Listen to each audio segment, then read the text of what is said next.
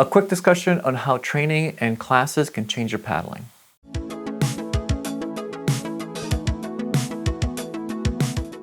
So I'm back from the last event for this summer.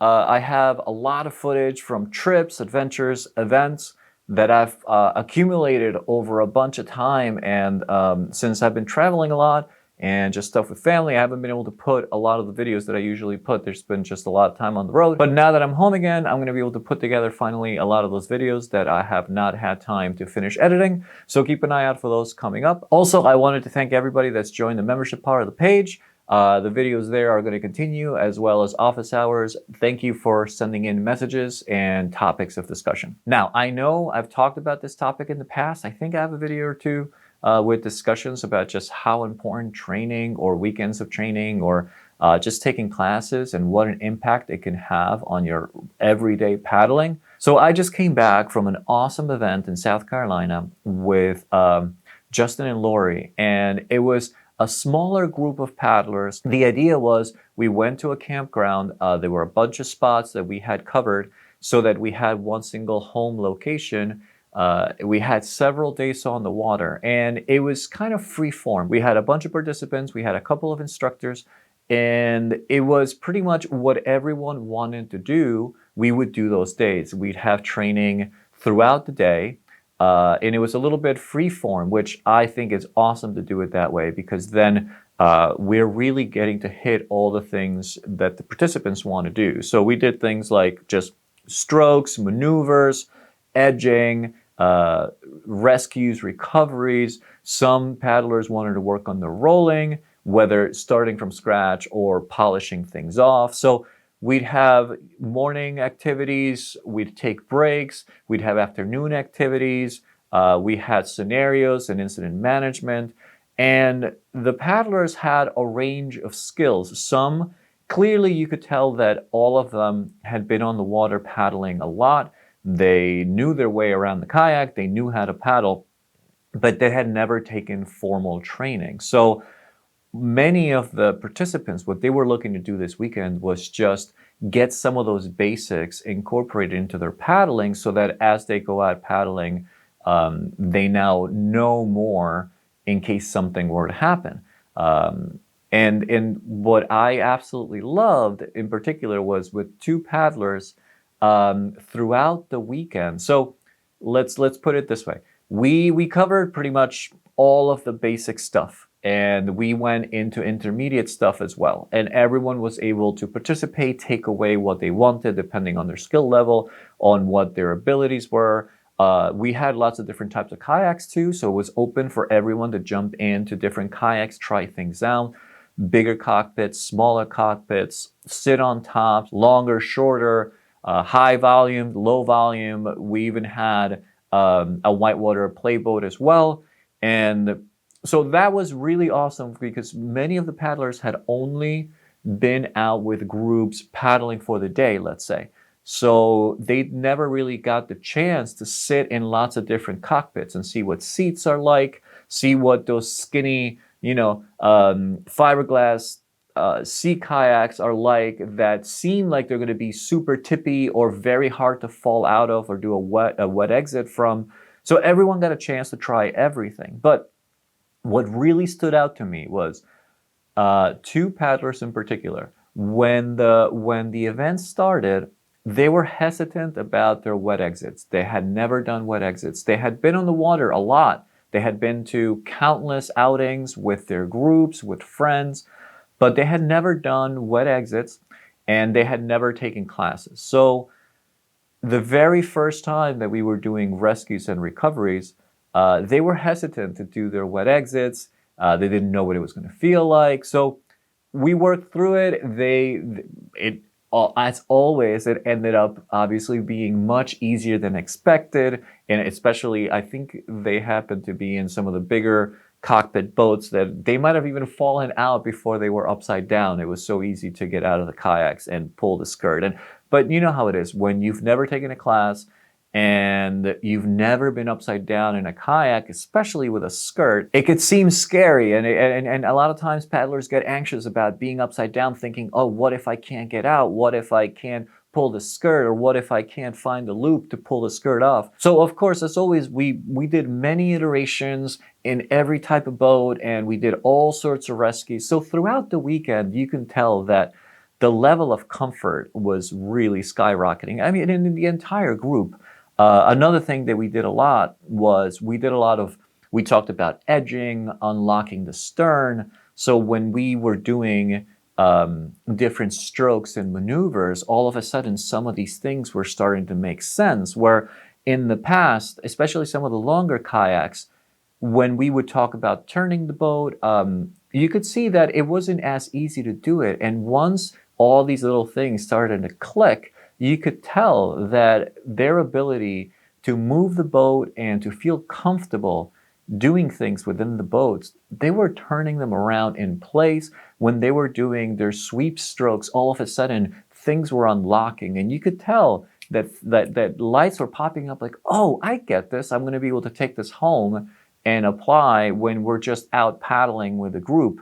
And sometimes it comes as little as if you go out with groups and never set an actual time to work on skills, sometimes it's very hard to fit in some of these activities, because when you get out with a group and you know you're going from point A to point B, you're going to a destination, sometimes it's hard to say to everybody, hey, let's do a couple of rescues. I just haven't worked on this in a while. Or it's hard to bring that up with a group that really wants to do one particular thing or go from a place to another place. So it was already wonderful to have this weekend where we were focusing on training and just seeing everybody's skill levels go up throughout the weekend, and everyone was able to take breaks, and the weather was amazing. It was warm, the water was warm, and we were camped right by the water, so it was easy to get in and out, have snacks, and warm up if anyone was chilly. But then what really struck it home for me was these two paddlers that were a little anxious in the beginning about their wet exits.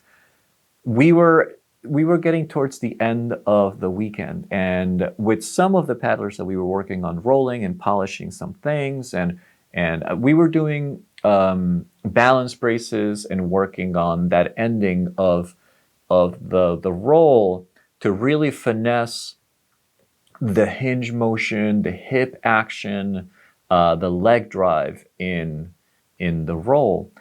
And as we're taking a break, these two paddlers came up and they said, hey, could we possibly do that exercise that you've been doing with the, laying on the side and trying to come back up on the kayak? We think we can do it.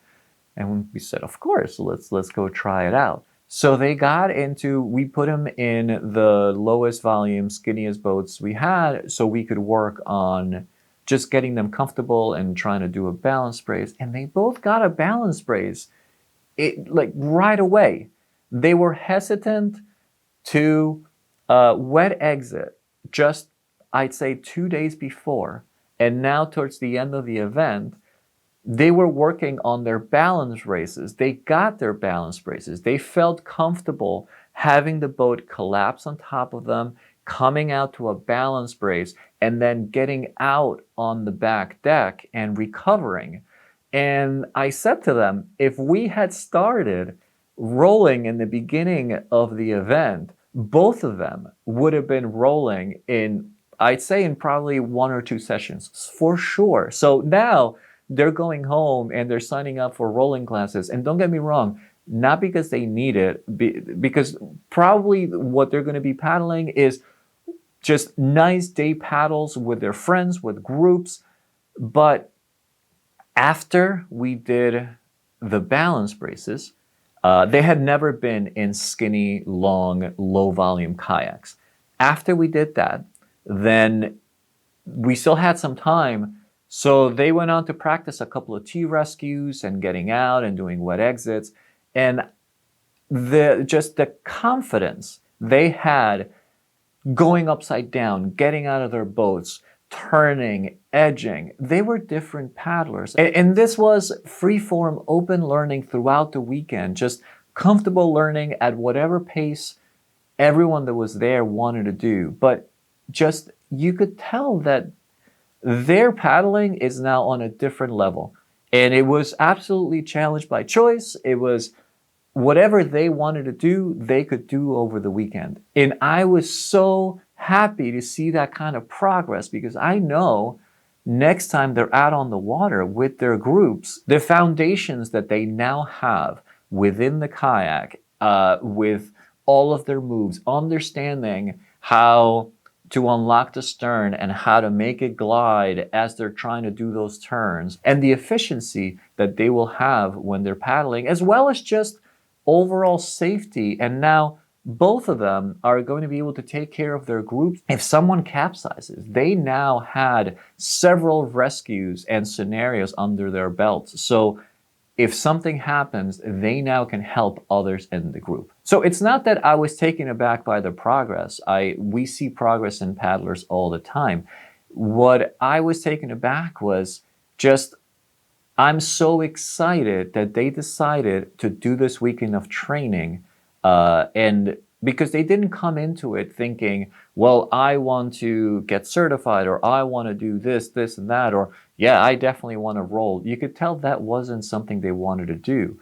But as the weekend progressed, as they saw the benefit in the skills that they were accumulating, all of a sudden they realized, hey, we can do this. And not only that, if we can do this, then now I'm not afraid of edging anymore. Now I'm not afraid of pushing the kayak or moving my hips. Or now if I go over, it's not a big deal. I know how to get back in. I know how to get others back in. So therefore, my strokes are going to get better. Everything I do, I'm going to have more confidence in what I'm doing, and I'm going to do it better. It was just another example, and why I always like making these videos, encouraging people. Seek out paddling groups near you. Seek out local instruction. Look for instructors in your area. Or even if you have friends that have advanced their skills, maybe set up a time to just talk about it, share some of that stuff, because it really will change your paddling if you push some of those boundaries a little bit. The level of comfort and trying some of these things that might seem scary at first, but doing it in a safe environment with people that will be encouraging and allow for mistakes. And I think a big part of it is just taking the time, because as I said before, if you're out with a group, sometimes it's hard to say, hey, let's spend the next half hour or hour training. But if you get the chance to set up time with a group of friends to just say, hey, you know what, on Saturday morning, how about we just get together and we just work on some rescues? If you haven't done it in a while, it's always great practice. And it doesn't have to be coastal. It'd be any kind of paddling. For us, this was at a big lake in South Carolina. And not only that, if we took away the paddling, the camping was fantastic. The spot was gorgeous. And we could have easily just, I'm going to bring my family back there to camp for the weekend because it was an amazing spot. But there will be events all over the place that you can attend that are worth it. And when you push those skills, everything else will improve. So I hope that was helpful. If you have any stories like the one I shared, I would love to hear them. Please post a comment below. If there's any questions, do so as well. So I'm going to have some event videos coming out soon, as well as I have some other discussions for the membership part. So keep an eye out on that as well. Subscribe if you like. I'm always trying to put these videos out. As always, Luke Dora, Kayak Hipster. Thank you for watching. See you next time.